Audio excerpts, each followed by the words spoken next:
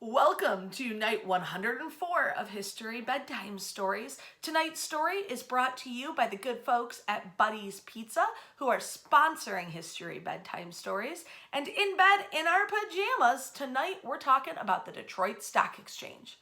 That's right, Detroit had its very own stock exchange, which opened in 1907.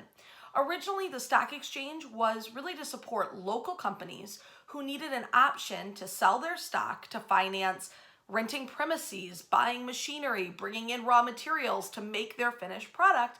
And the stock exchange flourished by selling local companies to local businessmen, investors, and families who might use those products on a daily or weekly basis. Eventually, the stock exchange would grow to offer companies like Ford, Chrysler, Grobel Brewing, Eureka Vacuum, Sears Roebuck, Kresge, which goes on to become Kmart, and many, many more. By December 15th of 1919, they have grown large enough that their original location inside the Dime building was now getting like real cramped, real tight. They needed more space. So they temporarily move into the annex of the Penobscot building, and during that time, hire the construction team and architects of H. Augustus Odell and George Deal. They build a Jefferson Avenue Art Deco headquarters for the Detroit Stock Exchange that is truly spectacular. As this building is built and the stock exchange continues to grow, the Roaring Twenties come to a screeching halt with the Great Depression.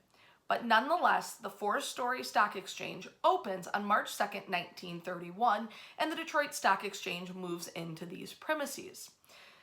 It takes 8 years, but the toll of the Great Depression means that they default on their mortgage in 1939 and are forced to move back into the Penobscot Annex. It's well there that they slowly grow, and by 1940, they have 136 companies on the stock exchange, roughly half of them local Detroit companies. As they continue to grow, in July of 1976, they are operating with 405 stocks traded on the Detroit Exchange, and only 4 of them local Detroit companies.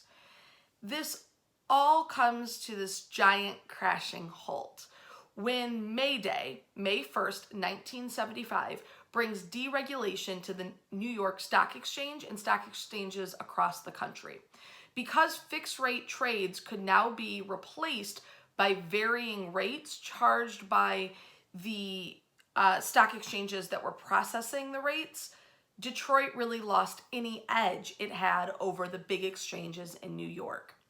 In July of 1976, the board votes unanimously to disassemble and close the Detroit Stock Exchange, which trades its last stock on July 5th of 1976. The building is torn down in 1986, and today all that's left of the Detroit Stock Exchange is the photos, memories, and some of the companies that got their initial funding here at the Detroit Stock Exchange. I hope you're enjoying History Bedtime Stories. Wash your hands. We'll see you tomorrow night.